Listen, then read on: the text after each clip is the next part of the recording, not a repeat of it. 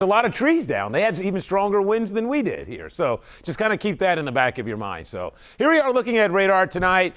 Most of us have enjoyed a much quieter evening. There's still some rain out here, and we'll talk about this, but the winds have come way down from earlier this afternoon, and we're done with any strong winds. So here we are, just a few sprinkles out there tonight, and I expect some on and off again sprinkles and showers through the night tonight. That will likely continue, even maybe a few pockets of briefly heavier downpour action.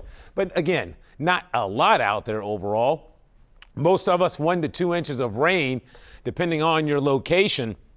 And when you look at the power outage map number, still pretty good. Interesting, I find that it's in the core areas, for example, Montgomery County, and then here in Hamilton County. And then if you look closely, even up back towards Indianapolis, look at that, Marion County in the red as well. So you get these neighborhoods, right? We enjoy these wonderful, beautiful neighborhoods, tree-lined streets. If you got power lines above ground, all it takes is a tree branch to knock power out to your entire neighborhood or subdivision. And that's pretty much been the case of what's happened in a lot of these areas. There's no doubt that the drought that we've been in, while this rain has been beneficial, there's no doubt that the drought that we've been in, given all the stress on trees, made it much, much easier to bring down branches across the area. So, you know, that's what we've been dealing with. But fortunately, the winds are relatively calm, comparatively speaking, through the rest of the weekend, although we'll keep the threat for some rain around.